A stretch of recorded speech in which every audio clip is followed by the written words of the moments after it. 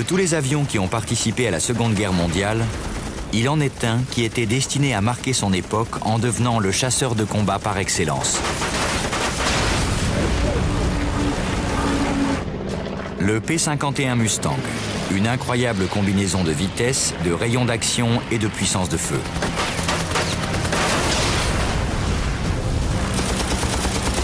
Prenez place dans le cockpit tandis que les pilotes de Mustang s'engagent dans un duel sans merci contre les meilleurs chasseurs de l'axe en Europe et dans le Pacifique.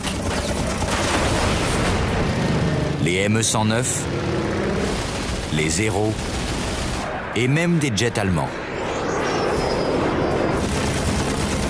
C'est en affrontant ses adversaires que le Mustang est devenu l'avion de chasse américain le plus célèbre de l'histoire.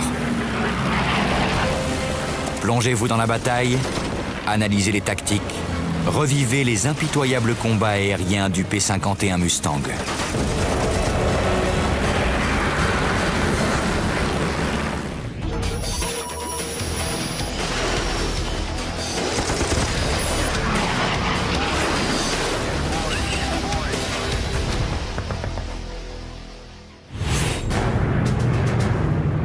« 2 novembre 1944. 16 P-51 Mustang appartenant au 352e groupe de combat, les Blue-Nosed Bastards de Bodney, s'enfoncent jusqu'au cœur de l'espace aérien ennemi. Le capitaine Donald Bryan est leader d'une formation de 8 appareils. Son escadrille doit rejoindre des B-17 et les escorter jusqu'à la raffinerie de pétrole de Meersburg en Allemagne. On partait en mission d'escorte. On était en territoire ennemi et on n'avait pas encore rejoint les bombardiers. Avant même d'avoir atteint les B-17, Bryan et ses coéquipiers repèrent une impressionnante formation de 50 chasseurs allemands qui volent un peu plus bas. Bien que les Messerschmitt soient 6 fois plus nombreux, le capitaine positionne son unité derrière eux.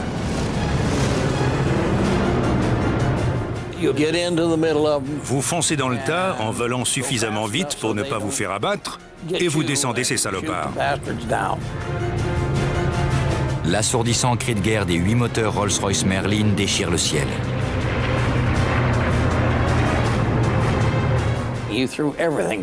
On plonge sur les Allemands à toute allure pour avoir un maximum de puissance. Ensuite, on commence à réduire les gaz et on ralentit en arrivant sur eux. Miraculeusement, la percée des Mustangs passe inaperçue. Bryan prend un 109 pour cible. Le chasseur ennemi est laminé avant même que son pilote ait pu réagir. On voit le liquide de refroidissement s'échapper en faisant une grande traînée blanche.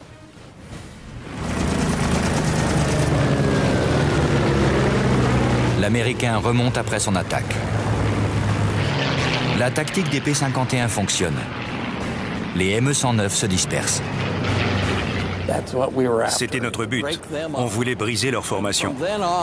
À partir de là et jusqu'à la fin du combat, le ciel était rempli d'avions. Il y en avait partout. Mais il n'y avait pas tellement de P-51. Don Bryan se positionne derrière un autre Messerschmitt 109, dosant la direction et les gaz d'une main experte. Le P-51D, je le dis et je le maintiens, est l'avion le plus fonctionnel qui ait jamais été conçu. Tous les instruments et les commandes étaient placés exactement à l'endroit idéal. Votre main gauche tombe juste sur les commandes des volets et des compensateurs. Les gaz et la manette d'hélice sont pile au bon endroit. La disposition des instruments est parfaite. On pourrait piloter cet avion les yeux fermés.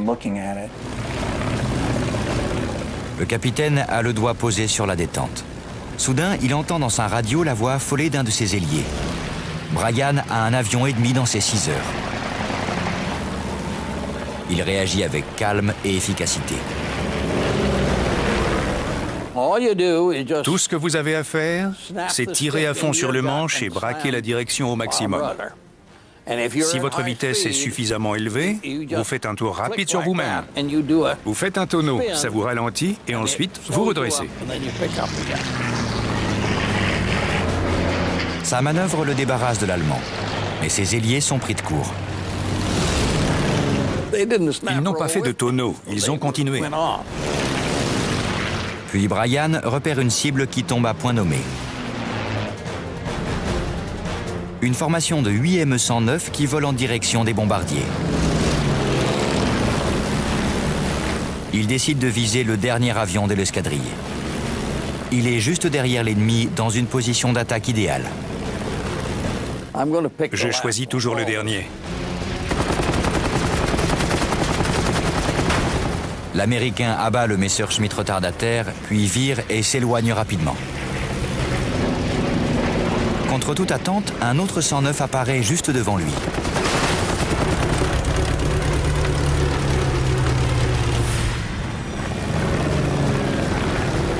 Brian le détruit en un clin d'œil.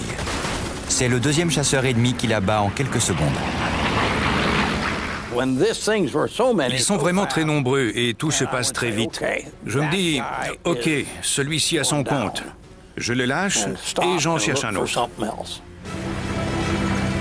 L'officier se replonge dans la mêlée et jette son dévolu sur une nouvelle cible. Mais en l'absence de ses ailiers, il est exposé. Il voit un éclair métallique dans son rétroviseur. C'est un 109 qui s'approche dans ses 6 heures. Brian fait un break à gauche, puis vire sur l'aile et change de direction. Mais le pilote allemand s'accroche au Mustang et ne lui laisse aucun répit. J'avais le meilleur P-51 de toute l'escadrille et ce type se débrouillait mieux que moi. C'est ça qui m'a vraiment donné des sueurs. Ce pilote de la Luftwaffe surpasse tous ceux qu'il a croisés jusqu'alors. Donald Bryan va subir l'épreuve ultime. Il va devoir prouver son habileté aux commandes du Mustang.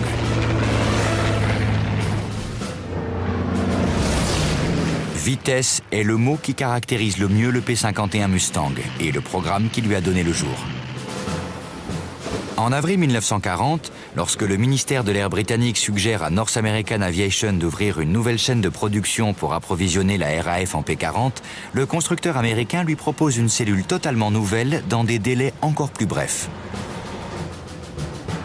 Tout juste 127 jours plus tard, le premier prototype de P-51 Mustang sort du hangar. Le nouveau chasseur est équipé du même moteur Allison de 1100 chevaux que le Curtiss P-40. Mais son aérodynamique est totalement différente. En coupe transversale, l'aile du Mustang a un profil particulier. Elle est étroite sur le bord d'attaque et plus épaisse au centre, avec une courbure identique sur les faces supérieures et inférieures. Cette silhouette innovante limite l'accumulation d'air sur les bords d'attaque, un phénomène appelé traînée, et assure un écoulement laminaire, c'est-à-dire un écoulement régulier de l'air sur les contours de l'aile à grande vitesse. Grâce à cette technique, le prototype atteint la vitesse de 615 km/h, surclassant le P-40 et même le Spitfire britannique. Par la suite, le P-51 sera équipé du fabuleux moteur Rolls-Royce Merlin de 1695 chevaux qui lui permettra d'exploiter pleinement son potentiel. Le Rolls-Royce Merlin est un moteur survitaminé qui développe une puissance énorme. Quand on le sollicite, il se déchaîne et monte immédiatement dans les tours, particulièrement en descente. La version définitive du Mustang, le P-51D, est dotée de 6 mitrailleuses Browning de calibre 50 et peut voler à une vitesse maximale de 703 km/h.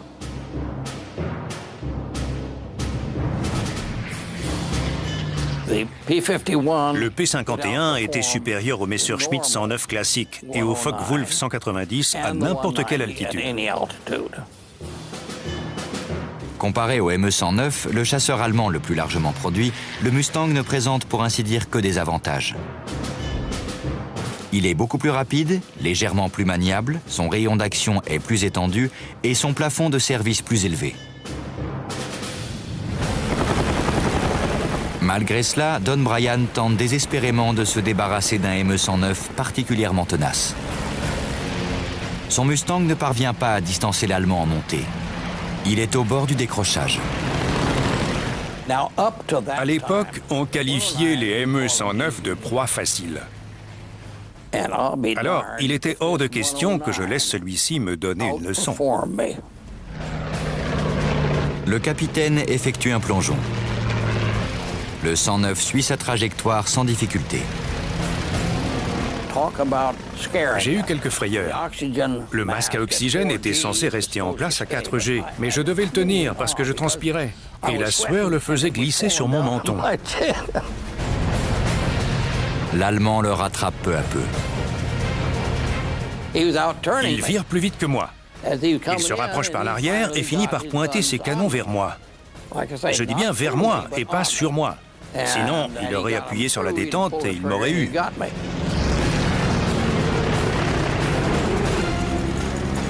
Don Bryan va tenter une figure acrobatique pour le moins hasardeuse qu'il n'a réalisée qu'une fois ou deux dans sa carrière. Vous tirez sur le manche, vous braquez à fond, vous repoussez le manche en butée avant, puis vous le ramenez en position neutre. C'est une manœuvre de casse-cou qu'il a baptisée renversement vertical inversé. En tirant à fond sur le manche, il fait décrocher l'avion. Puis, il le fait piquer du nez en agissant sur le palonnier. Le couple de l'hélice fait tourner le Mustang dans le sens inverse des aiguilles d'une montre.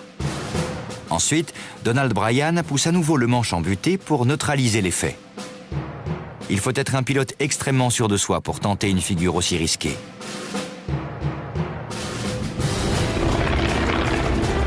L'Américain tire sur le manche de toutes ses forces.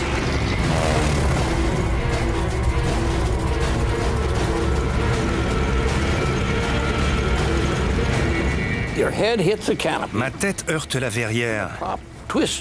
L'hélice fait tournoyer mon avion. Ma vitesse est réduite à néant. Et je chute de 2000 pieds avant de retrouver assez de vitesse pour voler. Et en réalisant cette manœuvre, je parviens à me débarrasser du type qui était à mes trousses en une fraction de seconde. Grâce à cette ingénieuse tactique, Bryan vient d'échapper à une mort certaine. Le Mustang tombe en chute libre pendant 5 interminables secondes avant que son hélice Hamilton Standard ne recommence à fournir assez de puissance. Le capitaine s'en est sorti, de justesse. Croyez-moi, je ne suis pas retourné le chercher. Mais il ne met pas pour autant le cap sur sa base. Il est toujours plongé au milieu de cette mêlée frénétique. Il y avait des avions partout dans le ciel, et les amis n'étaient vraiment pas nombreux. Il repère un de ses coéquipiers harcelé par un chasseur ennemi juste en dessous de lui. Bryan est ici. Le Messerschmitt 109 est là. Il poursuit un autre Mustang plus bas dans les nuages.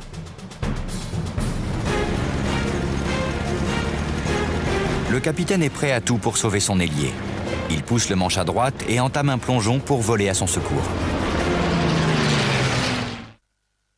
« 2 novembre 1944. Cerné par des ME-109 aussi nombreux qu'agressifs, le pilote de Mustang Don Bryan plonge pour sauver un de ses hommes. Avantagé par son altitude et sa vitesse, l'officier de l'US Air Force est sur le point d'attaquer. Quand un combat aérien oppose deux avions qui ont des performances équivalentes, c'est celui qui vole le plus vite et le plus haut qui a l'avantage. Donald Bryan tire une rafale. Surpris, le pilote du ME-109 fait un break et plonge en piqué. Le capitaine pourchasse sa proie à travers les nuages. L'Allemand est en plein dans son collimateur. Les 6 mitrailleuses Browning du Mustang abattent le 3e Messerschmitt de la journée.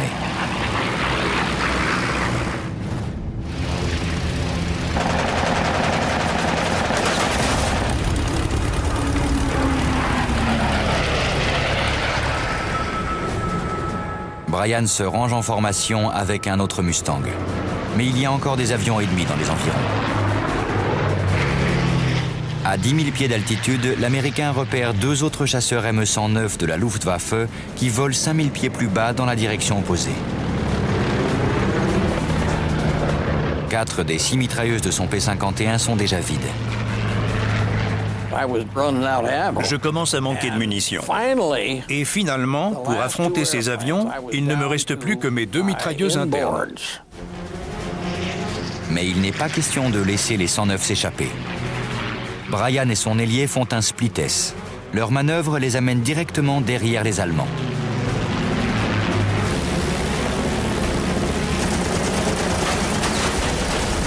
Le capitaine ouvre le feu et abat un des deux appareils.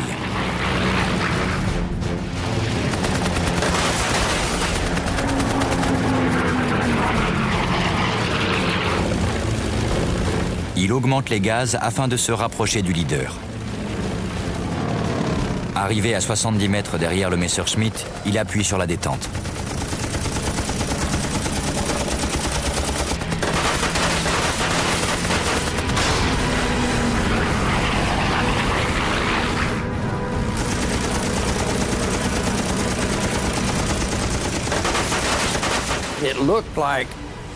On dirait qu'une section entière de son aile se détache. Il plonge vers les nuages en tournoyant. Il part en spirale vers la gauche. Et voilà, c'est terminé. Les Mustangs reprennent de l'altitude et se dirigent vers leur base. Sur les 38 avions ennemis que l'US Air Force dit avoir abattus ce jour-là, Bryan en a détruit 5. On s'est amusé comme c'est pas permis. Don Bryan est décoré de la Distinguished Flying Cross pour le succès de sa mission. Une mission au plus profond du territoire ennemi qui n'aurait pas été possible sans une autre des qualités légendaires du P-51 Mustang. Son rayon d'action.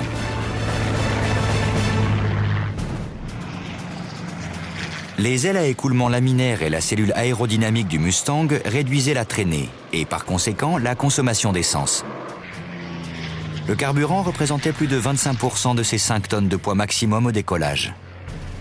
Dans ces conditions, la distance franchissable du P-51 dépassait les 3000 km, c'est-à-dire 2 fois celle des autres chasseurs alliés monomoteurs. Günther Rall, le 3e as de la Luftwaffe, dit lui-même que le Mustang pouvait faire pendant 6 heures ce que le 109 pouvait faire pendant 90 minutes. C'était un avion incroyable qui pouvait décoller de Duxford en Angleterre, voler jusqu'à Berlin, faire tout ce qu'il avait à faire, puis rebrousser chemin et revenir. La réputation du Mustang s'est faite en Europe. Mais il a aussi servi dans le Pacifique où il était considéré comme le seul chasseur monomoteur suffisamment endurant pour escorter les bombardiers de l'île d'Iwo Jima jusqu'au Japon. Un trajet de plus de 2000 km aller-retour. Les pilotes se surnommaient le Club de Tokyo. Les avantages réservés aux membres, mauvais temps, épuisement, DCA et chasseurs ennemis. Autant de dangers potentiellement mortels. 23 juin 1945, 9h38 du matin. Des Mustangs du 47e Fighter Squadron décollent de l'île d'Iwo Jima. Le but de leur mission à très longue portée est de mitrailler une base aérienne située au nord de Tokyo afin de détruire au sol les chasseurs ennemis qui pourraient menacer les bombardiers américains. Le lieutenant Robert Scamara est leader d'une formation de 4 P-51. On n'était pas forcé de voler en formation serrée, mais c'est ce que je faisais pour ne pas m'endormir. J'avais du mal à rester éveillé. Ce qui est épuisant dans le Mustang, ce n'est pas la pression du harnais, ni la chaleur ou le manque de confort, c'est le bruit. Le bruit est absolument exténuant. Au-dessus de la métropole, les choses sérieuses commencent. Les 4 Mustangs de l'escadrille de Scamara se préparent pour l'attaque. On remonte et on se dirige vers l'ouest. On s'attend à trouver plein d'avions sur la base aérienne et à les mitrailler. Mais ils ont déjà décollé. Les Américains ont 7 chasseurs japonais en bas dans leurs 9 heures et 17 autres en haut dans leurs 7 heures. L'un des appareils ennemis prend Scamara pour cible.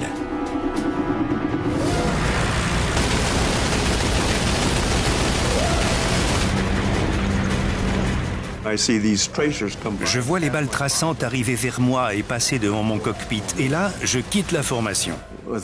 En temps normal, c'est strictement interdit. Mais quand quelqu'un me tire dessus, je me fiche pas mal du règlement. Je dégage aussitôt. Scamara et son ailier John Scanlan font un virage serré à gauche tandis que les balles traçantes zèbrent le ciel dans une tempête de feu et d'éclairs. À partir de là, ce n'est plus qu'un grand combat, un avion après l'autre. Le lieutenant aperçoit un zéro devant lui. Le Mustang P-51D est l'un des tout premiers chasseurs équipés d'un système de visée assistée, le collimateur gyroscopique K-14. On était censé connaître l'envergure des avions ennemis, par exemple 11 mètres. On entrait cette valeur et ça ajustait le tir. On n'avait qu'à garder l'avion dans le collimateur. La visée de Scamara est si précise qu'une petite rafale de mitrailleuse est suffisante. Dévasté, le Zéro fonce vers le sol. Soudain, l'Américain aperçoit deux chasseurs japonais Kawanishi N1K, aussi appelés George, un peu plus bas, à 9 heures. Le N1K est le plus perfectionné des avions de chasse nippons. Il représente une réelle menace pour les pilotes américains. Le George est équipé de canons plus puissants, mais le Mustang le surclasse en termes de vitesse de pointe et de plafond.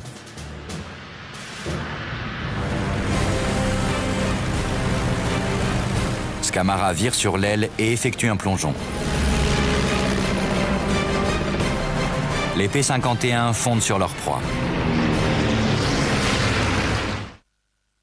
« 23 juin 1945. Cerné par une nuée d'appareils ennemis, le lieutenant Robert Scamara et son ailier John Scanlan se rapprochent à grande vitesse de deux chasseurs George japonais.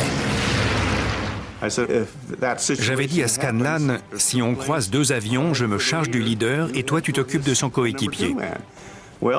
Alors je m'approche du leader comme convenu, mais John ne se décide toujours pas à ouvrir le feu sur l'ailier. Scamara déverse un torrent de projectiles incandescents sur le second N1K. Il part en plongeon. Je me lance à la poursuite du leader, je le rattrape en un clin d'œil et je le descends. Deuxième victoire pour l'Américain. Sa stratégie consiste à frapper vite et à rester mobile. Je tire des rafales courtes pour ne pas surchauffer mes canons. Et puis, de toute façon, les avions japonais n'ont pas de blindage. Ils sont faciles à abattre. De ce côté-là, il n'y a pas de problème. Robert Scamara engage plusieurs autres appareils ennemis et parvient à en toucher 3. Quelle que soit ma direction, j'ai un chasseur japonais devant moi. Je n'ai pas trop de manœuvres à faire pour passer de l'un à l'autre.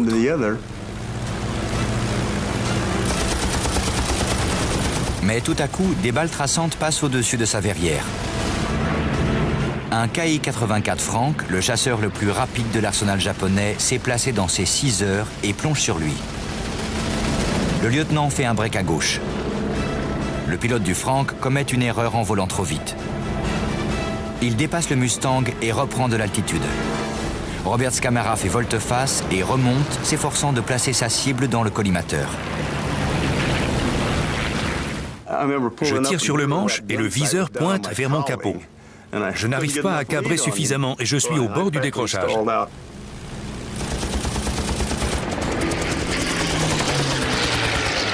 L'officier parvient à tirer une courte rafale avant d'être contraint de plonger.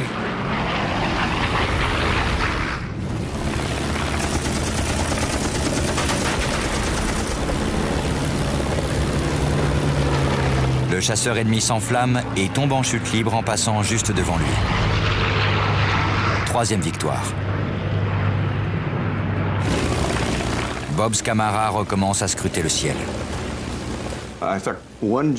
Je vois un avion japonais qui vole vers moi. Dès qu'il me voit arriver, il fait un split S et plonge vers le sol. Bien que ce soit déconseillé, je décide de le suivre. Le lieutenant se lance à la poursuite de l'Oscar, mais il commence à s'inquiéter de son niveau de carburant. Alors je me dis, tant pis, qu'il fiche le camp. Je tire sur le manche et j'utilise ma vitesse pour remonter aussi haut que possible.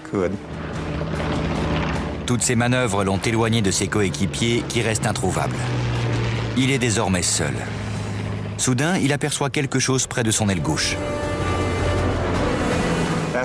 Je me rends compte que Scanlan est toujours à côté de moi. Jusque-là, je ne l'avais même pas remarqué. Aussi incroyable que cela puisse paraître, Scanlan a suivi son leader dans chacune de ses manœuvres. Scamara décide de voler vers le point de ralliement. Je lui demande de se mettre en formation de support mutuel en faisant un petit mouvement des ailes. Il s'éloigne et on vole en parallèle à 400 mètres de distance. Comme ça, chacun peut surveiller les arrières de l'autre. Très rapidement, le lieutenant voit une terrible menace planer sur son ailier. Un 0 s'est placé dans ses 6 heures. Je tourne dans sa direction, mais je n'arrive pas à le rejoindre. Je hurle dans la radio, « Fais quelque chose, il y a un chasseur japonais qui arrive derrière toi !» Mais il est trop tard. Les canons de 20 mm du 0 transpercent les ailes de Scanlan et elles s'embrasent aussitôt. Il a ôté sa verrière et il a sauté parce qu'il devait commencer à faire très chaud dans son cockpit. Scamara vole en cercle autour du parachute de son ailier, tirant sur tous les avions japonais qui se trouvent à portée de canon. Je continue à leur tirer dessus pour les éloigner. Et très vite, 4 de mes mitrailleuses tombent à sec. Il m'en reste encore 2, mais elles n'ont que 100 balles de plus que les 4 autres. Le lieutenant ne peut rien faire de plus pour Scanlan. Il bat en retraite et met le cap sur sa base.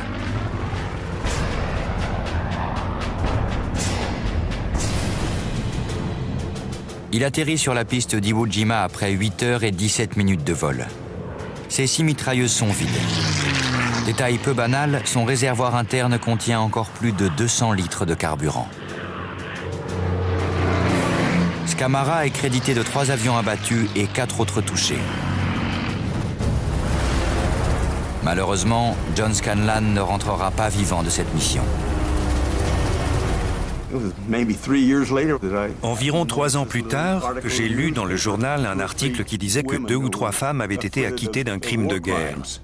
Et leur crime, c'était d'avoir sorti Scanlan de l'infirmerie pour le livrer à une foule de civils hostiles. Ils avaient exigé qu'on leur amène John. Alors elles sont allées le chercher, elles l'ont remis aux émeutiers et il s'est fait lyncher. C'est comme ça que j'ai appris ce qui lui était arrivé. J'aurais renoncé à ces 3 victoires avec plaisir si ça avait pu sauver John. Mais ça ne s'est pas passé comme ça.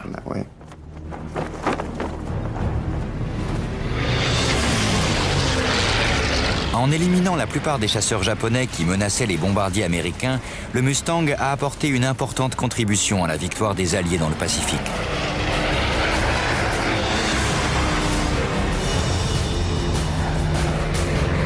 Pendant ce temps, en Europe, les pilotes de Mustang étaient parmi les premiers à affronter l'arme secrète la plus terrible du Troisième Reich, le chasseur à réaction. 7 avril 1945. Un P-51 solitaire grimpe en flèche au-dessus d'une vaste formation de bombardiers B-24 qui s'enfonce au cœur du territoire allemand. Le pilote du Mustang, le lieutenant Richard Candelaria, est le premier à se positionner au-dessus des bombardiers. Tous ses coéquipiers sont encore plongés dans l'épaisse couche de nuages bas. J'arrive au point de rendez-vous environ 3 minutes avant le reste de l'escadrille. Mes ailiers m'appellent et me disent on sera là dans 2 ou 3 minutes. Candelaria surveille les alentours, promenant son regard dans toutes les directions. La version D du P-51 était dotée d'une verrière en gouttes d'eau qui améliorait considérablement la visibilité. Dans le modèle D, vous pouvez regarder partout. La visibilité est parfaite. Le radar du Mustang, c'est vos yeux. Le jeune lieutenant repère quelque chose en bas à 7 heures. D'abord, je vois des petits points noirs qui grossissent. Puis, je comprends que c'est des ME-262 parce qu'ils arrivent très vite. J'en avais déjà vu et même poursuivi, mais je n'ai jamais pu en rattraper.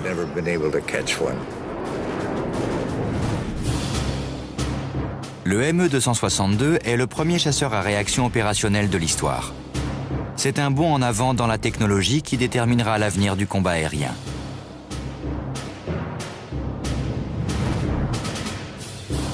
Le 262 est plus rapide de 160 km/h, plus lourdement armé et son taux de montée est nettement supérieur.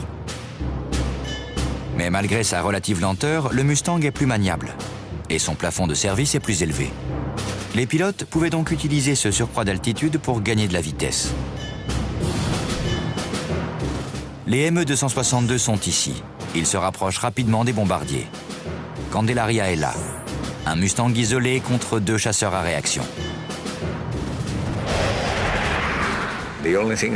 La seule chose que je puisse faire pour les arrêter, c'est de foncer droit sur eux. Il fait un virage à gauche et entame un plongeon. Le P-51 accélère. Sa vitesse dépasse les 700 km/h. Son moteur Merlin se déchaîne dans un rugissement. Le lieutenant vire et fonce tête baissée vers les 2 appareils ennemis. « 7 avril 1945.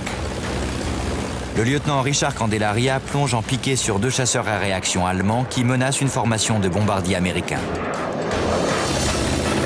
Il se place en position de tir, mais les pilotes ennemis le prennent de court. Ils arrivent à très grande vitesse et ils font une chose à laquelle je ne m'attendais pas. Ils piquent légèrement du nez. Leur taux de descente n'est pas énorme, mais ça suffit à me mettre hors course parce que je ne peux pas les rattraper. La tactique des Allemands est simple mais brillante. Candelaria pousse déjà le Mustang jusqu'à ses limites d'accélération négative. S'il descend encore plus vite, il risque d'être victime du voile rouge et de perdre le contrôle de son avion. Les chasseurs ennemis vont bientôt le croiser. Il doit entreprendre quelque chose. Ils sont sur le point de passer en dessous de moi. Et comme j'ai encore mes réservoirs externes, je décide de les larguer en me disant qu'avec un peu de chance, ils tomberont peut-être sur eux.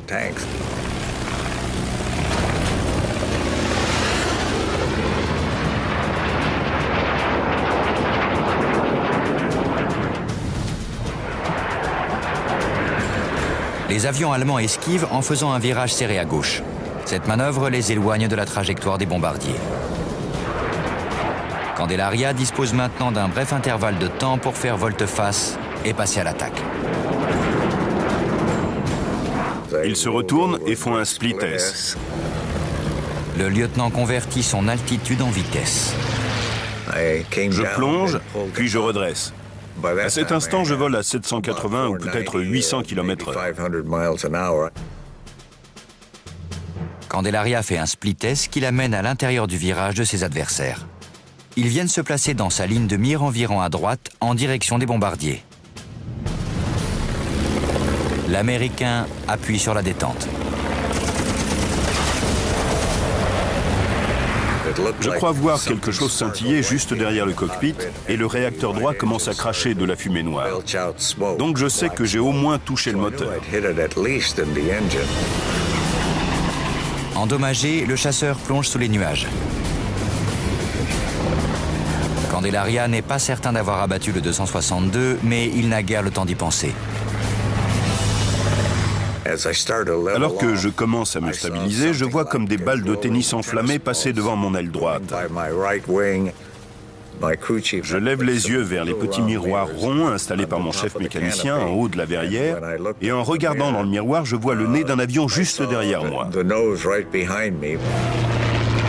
Pendant que le lieutenant se concentrait sur le leader, le second Messerschmitt s'est glissé dans ses 6 heures. Je fais un virage serré à gauche parce que les bombardiers sont à ma droite. Et si l'ennemi me poursuit, il s'éloignera des bombardiers. Une balle explosive de 30 mm vient transpercer l'aile droite de Richard Candelaria. Le P-51 tressaute, mais il continue à tourner. Le jet allemand ne peut soutenir un virage si serré. Il dépasse vite le Mustang.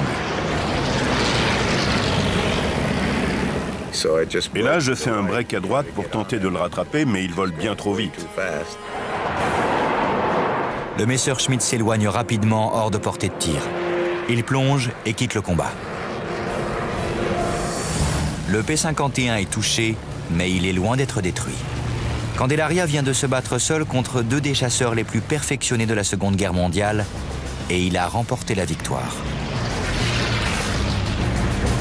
Le ciel est tranquille et dégagé tandis que le jeune lieutenant remonte vers les B-24. C'est le calme avant la tempête. Je regarde un banc de nuages et tout à coup je vois une horde d'avions en sortir. Je jette un coup d'œil en pensant « La vache, j'ai jamais vu autant de croix noires d'un seul coup ». Et ensuite je me dis « mon vieux, moi qui priais pour rencontrer des chasseurs ennemis, j'aurais préféré les affronter par 2 ou 3, pas tous à la fois ». Candelaria est ici. En dessous de lui, il y a une formation de 15 ME-109 allemands qui montent en direction des bombardiers. Une fois de plus, le jeune officier de l'US Air Force est seul pour leur barrer la route. Il pousse la manette des gaz et passe à l'offensive. Il prend pour cible le leader de la formation. Son avion était peint en jaune de la verrière jusqu'au nez, jusqu'à l'hélice. C'était un jaune vif. Ce type voulait qu'on le voie. J'aurais dû en déduire que c'était probablement un dur à cuire. Candelaria se place en position de tir. J'essaie de l'abattre avec un tir en déflexion, mais je me rends compte que ce n'est pas possible parce que ça m'obligerait à ouvrir le feu en direction des bombardiers. Une balle perdue pourrait atteindre un des avions alliés. Le lieutenant ne peut prendre un tel risque.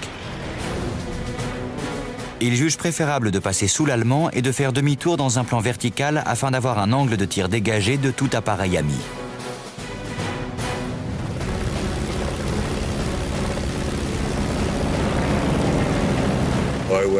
Alors je passe en dessous. Je passe juste en dessous de lui, sous son aile gauche, et je remonte. Candelaria tire de toutes ses forces sur le manche. Il subit une accélération insoutenable de 6 G.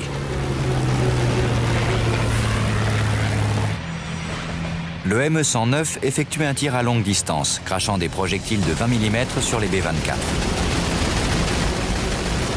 Un des moteurs du bombardier le plus proche est touché. Je reviens, je me glisse derrière lui et il commence à manœuvrer. Le 109 esquive l'attaque de l'Américain. Et là, il se paie ma tête. À chaque fois que j'essaie de pointer mon viseur sur lui, il fait un coup incroyable et je le dépasse. Il me balade d'un côté à l'autre. Les autres avions allemands restent en retrait, laissant leur talentueux leader abattre le Mustang. Le balai mortel se poursuit. Le 109 fait un virage sur la gauche et entame une boucle serrée. Il se retourne sur le dos. Je suis juste en dessous de lui et chacun essaie de faire un virage plus serré que l'autre. Je n'ai qu'à lever les yeux pour le voir et lui aussi, il peut me voir.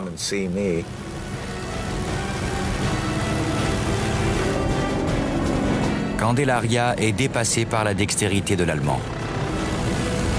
S'il ne renverse pas rapidement la situation à son avantage, il est voué à une mort certaine.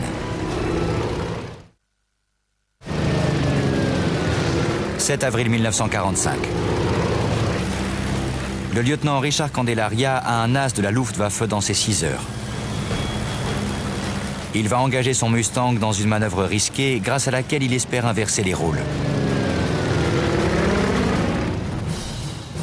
L'Américain va couper les gaz et braquer à fond la gouverne de direction pour faire pivoter le P-51 sur lui-même et le placer directement derrière le ME-109. Si Candelaria décroche, son avion tombera comme une pierre et fera une cible facile pour les chasseurs ennemis. Je tire à fond sur le manche jusqu'à la limite du décrochage. Je réduis les gaz, j'écrase la pédale gauche du palonnier. Mon 51 fait un tour et se place presque derrière lui. Le pilote du Messerschmitt dépasse le lieutenant.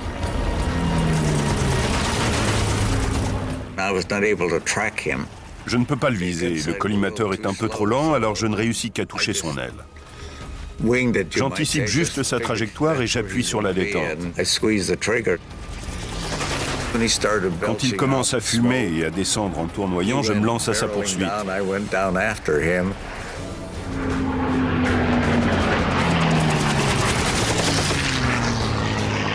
Puis je vois le pilote sauter.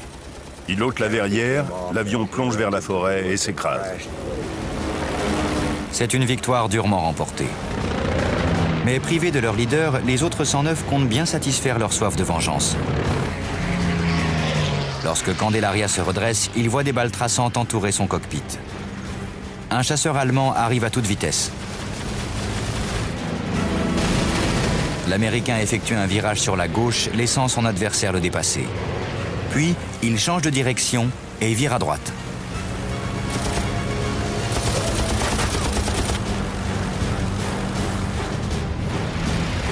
Quelques tirs bien ajustés suffisent à convaincre l'Allemand de sauter.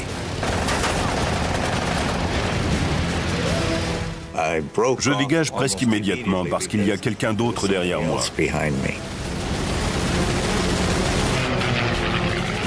Les autres 109 se regroupent et forment un large cercle de Loveberry. Un anneau défensif au sein duquel les pilotes se protègent mutuellement. Mais Candelaria refuse d'abandonner le combat. Sa stratégie consiste à traverser le cercle. Il espère ainsi abattre un avion ennemi avant que les autres ne puissent l'atteindre.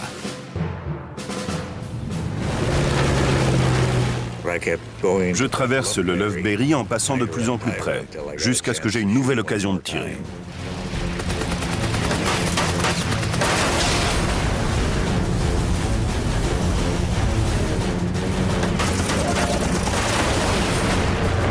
Il abat un ME-109 de plus. Mais une nouvelle menace se présente aussitôt dans ces 6 heures. Candelaria fait un break à droite.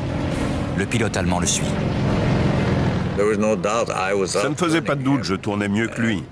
On effectuait un virage très serré à droite et le ME-109 avait tendance à montrer rapidement ses limites en virage à droite. L'Américain se glisse peu à peu derrière son adversaire. Mais l'Allemand ne fait rien pour s'échapper. Après plusieurs tours, Richard Candelaria a enfin un angle de tir. Ses 6 mitrailleuses Browning crépitent rageusement.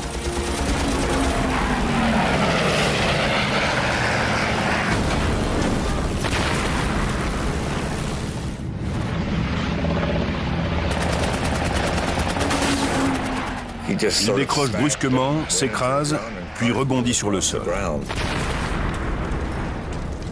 Je tourne à droite, puis à gauche pour éviter d'éventuels poursuivants. C'est alors que les autres Mustangs de son escadrille volent finalement à son secours. Les avions allemands battent en retraite et disparaissent dans les nuages. À lui seul, Richard Candelaria a remporté 4 victoires confirmées face au ME-109 et il a probablement abattu un chasseur à réaction ME-262. En rentrant à la base, sur les 150 derniers kilomètres, j'ai remarqué que mes genoux tremblaient. Je ne sais pas si c'était à cause de l'adrénaline, mais en tout cas, mes genoux tremblaient. Je me suis dit, mon vieux, tu as frôlé la mort de près. D'un petit peu trop près. Ce sont des hommes comme Richard Candelaria qui ont fait du P-51 l'un des chasseurs les plus efficaces de l'histoire du combat aérien. Avec 4950 appareils ennemis abattus rien qu'en Europe, le Mustang a établi un record absolu et surpassé tous les autres chasseurs américains sur ce théâtre d'opération.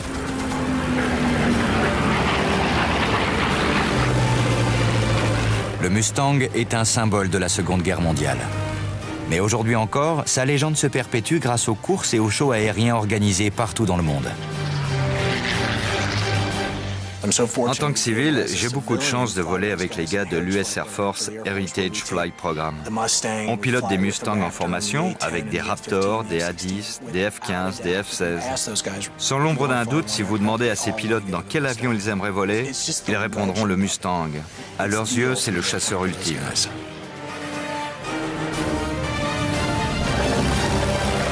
Le P-51 Mustang demeure un grand classique, une terrible machine de guerre à la beauté sculpturale et un symbole persistant de la puissance aérienne des États-Unis d'Amérique.